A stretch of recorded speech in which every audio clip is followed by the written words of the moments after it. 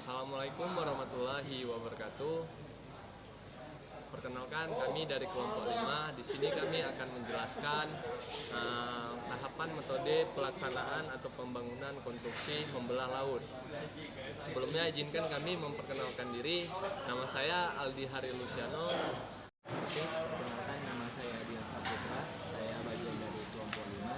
Perkenalkan, nama saya Parita Yuliani. Baiklah, pada kesempatan ini saya akan menjelaskan bagian metode pelaksanaan sesuai dengan video yang dikirim kepada kami. Dalam konstruksi membelah laut, berdasarkan video tersebut terdapat bagian-bagian konstruksi. Yang pertama tanggul laut, yang kedua tembok laut, dan yang ketiga pemecah ombak. Nah, pada kesempatan ini saya akan menjelaskan bagian konstruksi tanggul laut. Berikut metode pelaksanaan konstruksi tanggul sebagai berikut. Yang pertama, pemasangan profil. Yang kedua, pembersihan tanah atau land clearing dasar yang diratakan secukupnya dengan bulldozer. Yang ketiga, geotextil dibentangkan pada dasar tanah untuk stabilisasi tanah, dan filter bagian aliran ke bawah vertical drain dari timbunan tanggul. Dan berikutnya, penimbunan tanah di atas hamparan geotextil. Berikutnya dilanjutkan dengan pemasangan lapisan revetment dari batu kosong pada lereng luar tanggul laut, pekerjaan pilihan sesuai dengan desain yang sudah direncanakan. Nah, dan yang terakhir itu pekerjaan perperasan untuk jalan inspeksi. Selanjutnya akan dijelaskan teman saya mengenai konstruksi tembok laut.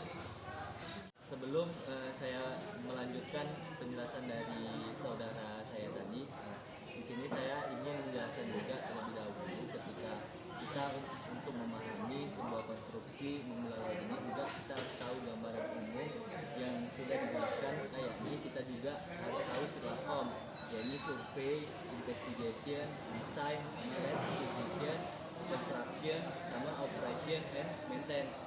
Nah, jadi kita harus tahu tuh, kita harus tahu datanya, surveinya, investigasi, yang dimana melakukan penyiapan dan implementasi termasuk kelayakan teknis, finansial, dan lingkungan, dan juga desain. Di desain ini melakukan perencanaan mulai dari pembuatan master plan, studi kelayakan, dan rencana teknis terinci.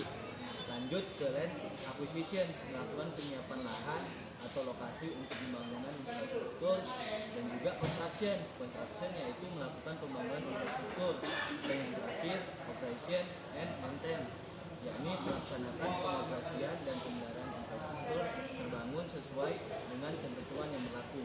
Jadi ketika silacom ini terjalankan dan terinci, pasti proyek yang akan kita bangun itu terjalan dengan baik. Lanjut dari pemaparan saudara saya, yakni saya akan menjelaskan metode pelaksanaan konstruksi tembok laut, yang dimana di konstruksi tembok laut ini juga termasuk konstruksi membelah laut. Jadi untuk metode pelaksanaan konstruksi tembok laut itu ada dua macam, yakni tembok laut pejal dan lulus air.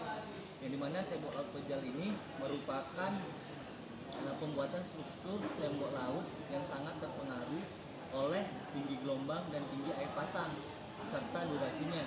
Metode pelaksanaan tembok laut menggunakan bius beton sebagai berikut, yakni satu, pemasangan profil, yang kedua, penggalian fondasi dilakukan dengan ekskavator backhoe, yang ketiga, pemasangan lapisan penyaring filter pada lantai fondasi dari geotextil di permukaan lubang galian sampai dengan lereng di belakang tembok yang akan dibangun. Keempat, pemasangan pelindung kaki, dilanjutkan pekerjaan tipis, intikor, lapis penyaring filter layer, dan batu armor.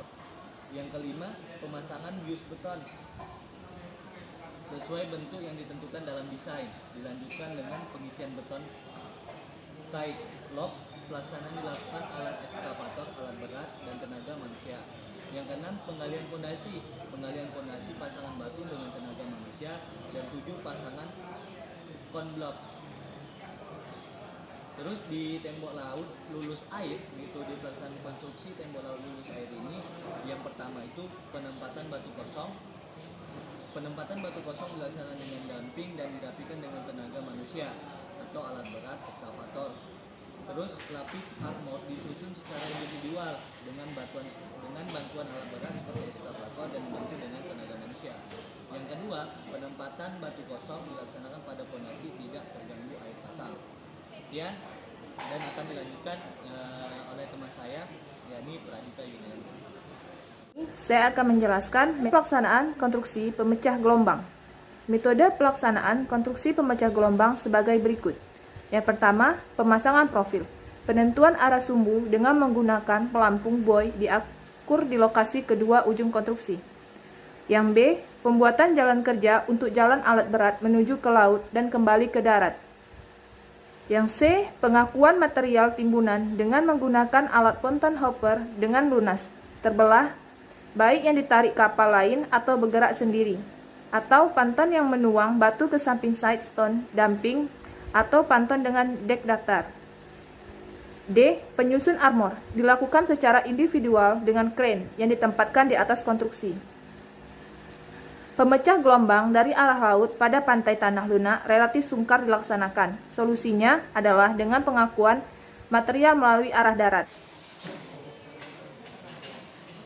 Sekian presentasi dari kami. Apabila ada kesalahan, mohon maaf. Saya akhiri. Wabillahi taufiq wal hidayah. Assalamualaikum warahmatullahi wabarakatuh.